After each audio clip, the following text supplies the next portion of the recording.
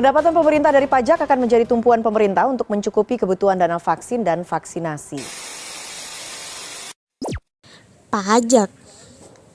Istilah pajak mungkin sering kita lihat dan dengar di televisi maupun di internet.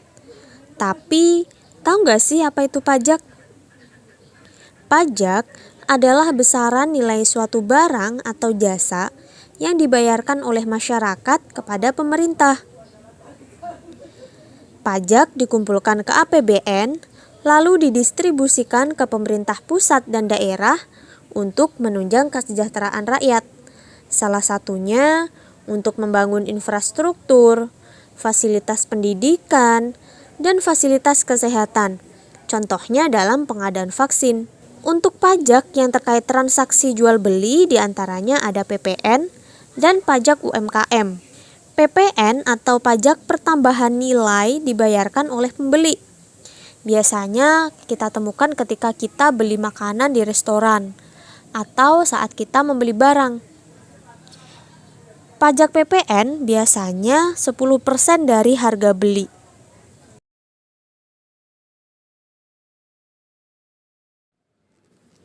Oke, berikut ini merupakan contoh masalah terkait PPN atau pajak pertambahan nilai.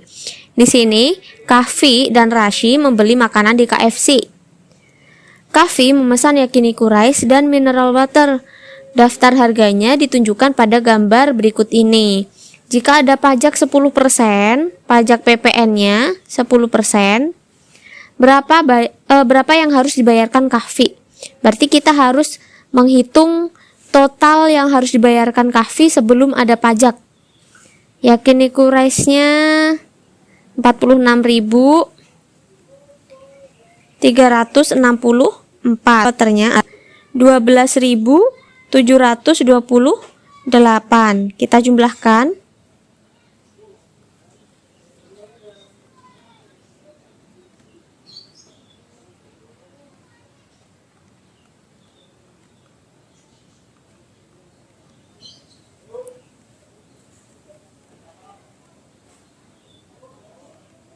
Ternyata jumlahnya sebelum dikenakan pajak adalah 59.092. Kemudian pajaknya berapa? Pajak yang harus dibayarkan 10%. 10% dari total pembelian. Karena Kahfi hanya membayarkan 59.092 sebelum ada pajak, maka dikalikan dengan 59.092. 10% itu sama dengan 10/100 dikali 5992. 10/100 itu sama dengan 0,1 dikali 59.092, hasilnya adalah 5.909,2 rupiah. Itu pajaknya. Nah, yang harus dibayar berapa berarti? Yang harus dibayar Kahfi. Yang harus dibayar Kahfi berarti tadi sebelum ada pajak 59.092 ditambah pajaknya 5.909,2. Hasilnya kita cari dulu.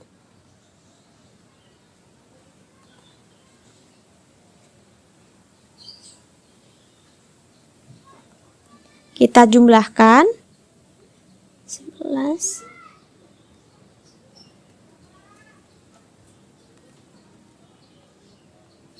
Oke.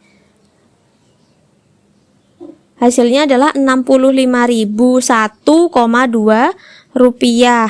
Tapi karena kita tidak ada 1 rupiah, maka kita bulatkan. Berarti yang dibayar Kahfi adalah 65.000 rupiah. Nah, itu ya cara menghitung pajak PPN. Kalau misalkan kalian sedang iuran sama teman kalian, pesan makanan, terus notanya jadi 1, ada pajaknya, ya gitu cara ngitungnya. Berapa yang harus kalian bayar. Jenis pajak selanjutnya adalah pajak UMKM atau pajak usaha mikro, kecil, dan menengah. Pajak UMKM dibayarkan oleh penjual atau pemilik UMKM. Biasanya sebesar 1% dari omset. Tapi untuk UMKM yang memenuhi syarat tertentu, dia hanya membayar pajak UMKM sebesar 0,5% dari omset. Omset adalah uang hasil penjualan barang dagangan tertentu selama suatu masa jual. Bisa 1 hari, atau 1 bulan, maupun 1 tahun. Selanjutnya, di sini ada contoh pajak UMKM ya. Katakanlah kalian memiliki usaha kecil, kalian memiliki UMKM, misalkan dengan sebuah produk herbal misalnya, yang memiliki omset penghasilan 15 juta rupiah. Jadi omset 15 juta rupiah itu dalam sebulan. Masya Allah ya. Dengan omset sebesar 15 juta rupiah itu, kalian telah memenuhi syarat sebagai penerima tarif 0,5% tersebut. Jadi pajaknya hanya 0,5% dari omset dalam sebulan itu. Hitunglah besar pajak UMKM yang harus kalian bayarkan.